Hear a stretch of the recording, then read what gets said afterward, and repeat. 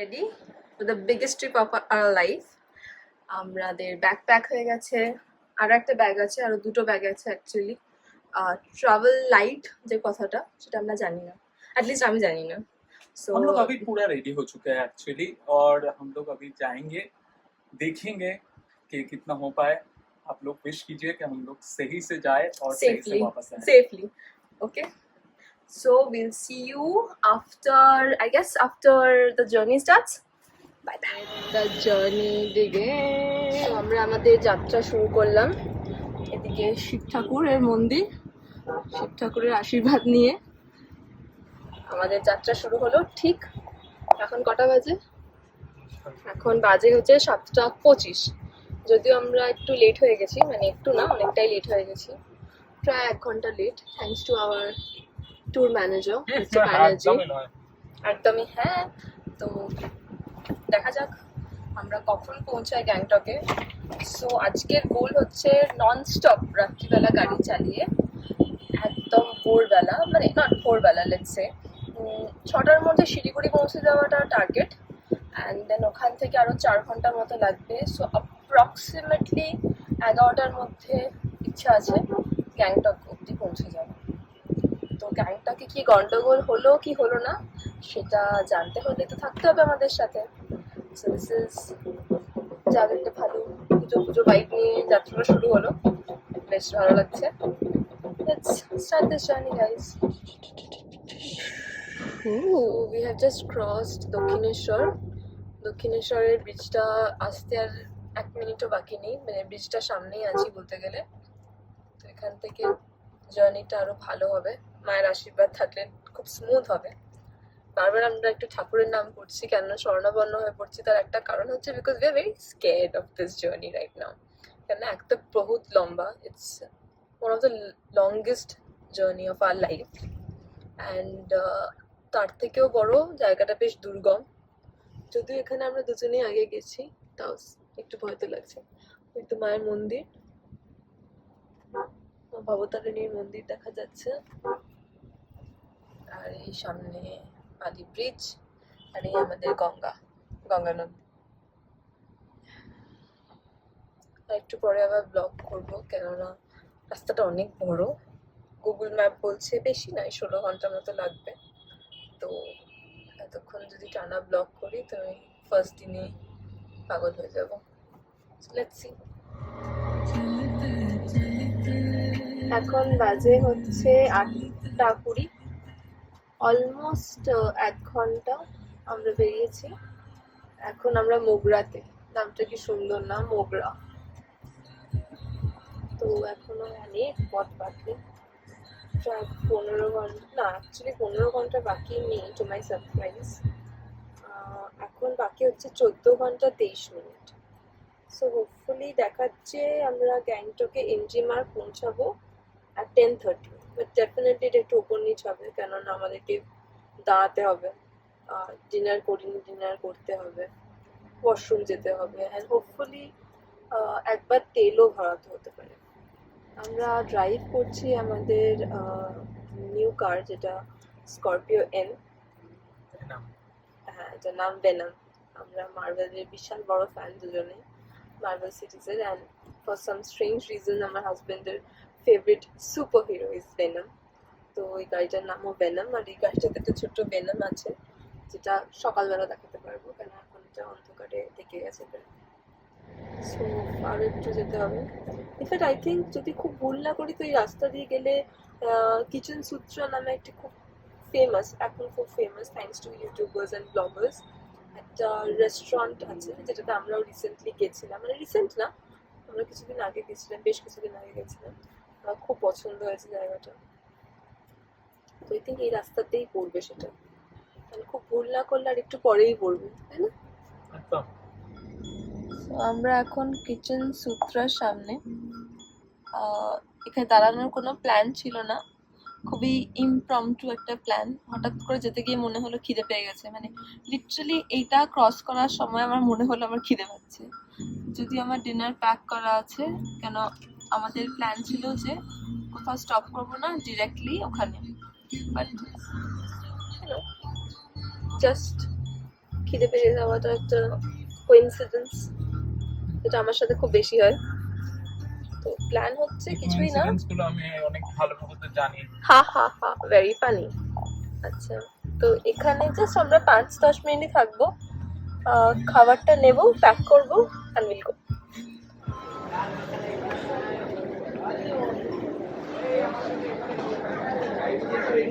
হয়ে গেছে, pick up করে নিয়েছি খাবার। রাতের dinner is done, dinner ready. Dinner pick up হয়ে গেছে ফ্রম দিস বিউটিফুল প্লেস। অনেকদিন আগে আমরা এখানে ডিনার করতে এসেছি। এখন আমি এগিয়ে যাচ্ছি আমাদের গাড়ির দিকে। এনাঙ্কু কিছু সেটিং করছে। অ্যাকচুয়ালি অ্যালেক্সাটা আমাদের ঠিক করে চলছে না, তো অসুবিধা একটু হচ্ছে গান চালাতে, আর সাইমেন্টেনিয়াসলি ব্লগিং করতে একটু চাপ লাগছে। তো তাই জন্য এনাঙ্কু ট্রাই করছে, যদি ঠিক হয়ে যায় কোনোভাবে। Long night, probably the longest in our life. যদিও আমরা দার্জিলিং যখন গেছিলাম তখনও এতটা হেক্টিক ছিল না, জার্নিটা একটু কম হেক্টিক ছিল। তো এখন আমরা বসে আছি কিচেন সূত্রার পার্কিং লটে, সেটা খুব গুরুত্বপূর্ণ চলছে। এটা খুব টেম্পটিং লাগছে, কিন্তু এখন খাবো না, কেন এখন যদি খাই আমার আবার মাঝরাতে খিদে পেয়ে যাবে, এবং তখন আবার তো এরম দাঁড়ানো যাবে না। তো দেখা যাক।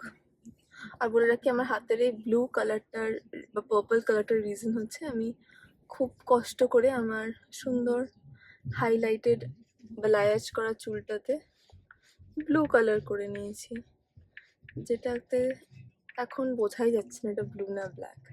So I think I should slap my self. মানে আই থিঙ্ক এটা টেম্পোরারি কালার, তো এটা কিছুদিনের পরই ওয়্যার অফ করে যাবে, that's the good part. So that's why I hate anything which is permanent. I mean, not you. I don't hate you. এখন বাজে প্রায় 10:30। আমাদের আরো প্রায় 12 ঘন্টা মতো জার্নি বাকি আছে। সো অ্যাকর্ডিং টু গুগল আমাদের সকাল 11:10-এর মধ্যে গ্যাংটক এমজি মার্কে পৌঁছে যাওয়ার কথা। এইটা আমরা কোথা থেকে যাচ্ছি কোনো আইডিয়া নেই, হ্যাঁ, মানে বলতেও পারবো না কেউ জিজ্ঞাসা করলে। বেসিক্যালি বেশ লোকালিটি আছে এখানে, বাড়িঘর আছে। এখন বাজে প্রায় রাত্রির 12:15, আর এটা আমরা এখন ফার্স্ট টোল গেট ক্রস করছি। তো লেটস সি ফার্স্ট টোল কত করে নেবে সেটা তো বুঝতে পারছি না, কত অ্যামাউন্ট ডিডাক্ট করবে। আই থিঙ্ক সেটা বোঝা গেল না, ফাস্ট ট্যাগ আছে তাই জন্য। তো রাস্তাটা সত্যিই ভালো ছিল, টোল দেওয়াটা বেশ খুব একটা গায়ে লাগলো না। বৈদ্য, তোপসে এবং ফেলুদা বিভিন্ন ভূমিকা বীর, বীর, জগন্নাথ বসু, পুষ্পা আর ফেলুদা সব্যসাচী চক্রবর্তী। শুরু হচ্ছে গ্যাংটকে গল্প। এখন বাজে রাত 3:30, আর আমরা একটা পেট্রোল পাম্পে দাঁড়িয়েছি, কেননা ওয়াশরুম যাওয়ার ছিল আর একটু পেট্রোলও ভরার ছিল, বাট মেন রিজন ওয়াশরুম যাওয়ার ছিল। তো এখন আমাদের ঘড়ি, যেটা গুগল বেহেনজি বলছেন যে আরো 7 ঘন্টা 30 মিনিট মতো বাকি আছে। সো অ্যাপ্রক্সিমেটলি 10:30 নাগাদ আমরা গ্যাংটক পৌঁছে যাবো। মানে মাঝখানে সেটা 11:30 পৌনে 12টা দেখাচ্ছিল, কেননা মাঝখানে একটু একটা জায়গা, অনেকটা জায়গা আমাদের প্রচন্ড লরির জ্যাম ছিল। তখন আমি ভুলবশত রেকর্ড করতে ভুলে গেছি, কারণ আমি নতুন এই জিনিসটাতে, কখনো করি আমরা কতটা টাইমে পৌঁছাতে পারি। কেননা আমাদের অ্যাকচুয়াল গোলটা ছিল যে এক রাত্রিরে নন স্টপ ড্রাইভ করে কলকাতা থেকে আমরা গ্যাংটক পৌঁছাবো। এটাই চলো, আমরা একটু পরে গিয়ে আমি শিলিগুড়ির পরে আবার ব্লগ করবো, কেন আমি সব রাস্তাতে আর কিছু হচ্ছে না আর যেটা ব্লগ করার মতো। তোমরা আবার শিলিগুড়িতে দেখা করছি, টাটা। এতক্ষণ আমরা শুনছিলাম গ্যাংটকে গন্ডগোল, কেননা গ্যাংটক যাচ্ছি এটা বেশ ফিল আসে, আর এখন শুনছি ফেলুদার গোয়েন্দাগিরি।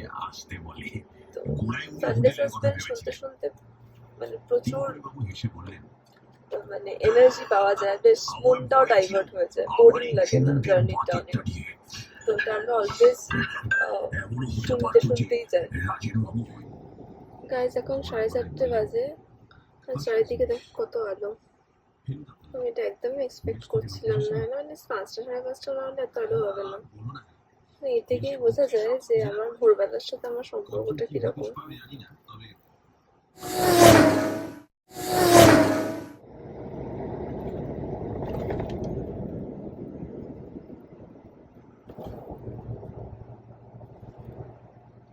এখন বাজে 5:30, আমরা অলমোস্ট শিলিগুড়ি চলে এসেছি। আর 10 মিনিটে শিলিগুড়ি ঢুকে যাব। এখন অব্দি একদম অন টাইম আছি আমরা। 10:30টার মধ্যে গ্যাংটক হোপফুলি ঢুকে যাবো। Did quite good.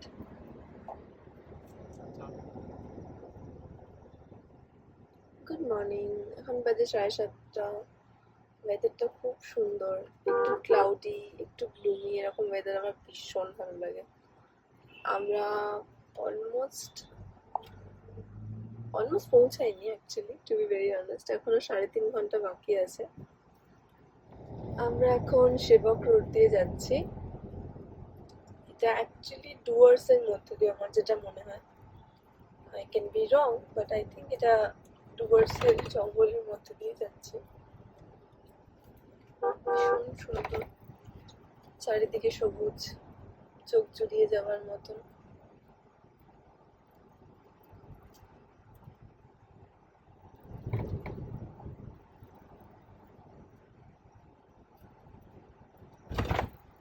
হ্যাঁ, north Bengal wild animal park এই সাইডে। এটা north Bengal wild animal park.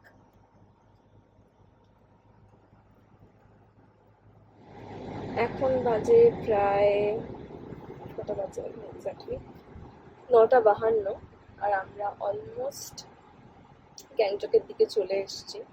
আর মাত্র 50 মিনিট বাকি আছে গ্যাংটক পৌঁছাতে।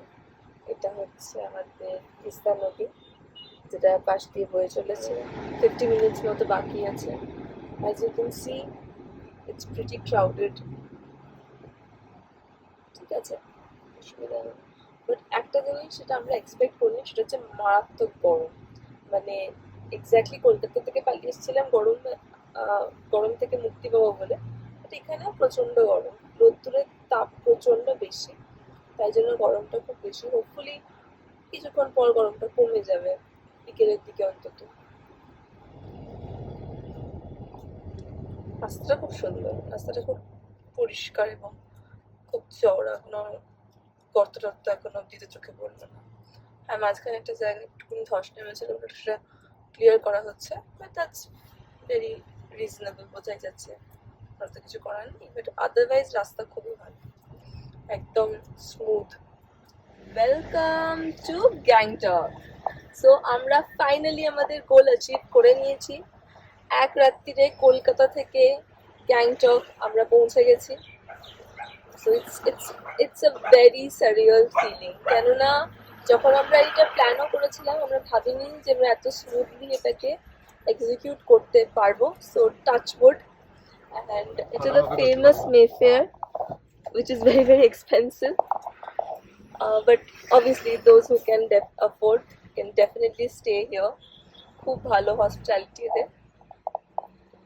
আমাদের হোটেলটা আরও 20 মিনিটস দেখাচ্ছে এখান থেকে, মানে আমরা এমজি মার্গে রয়েছি।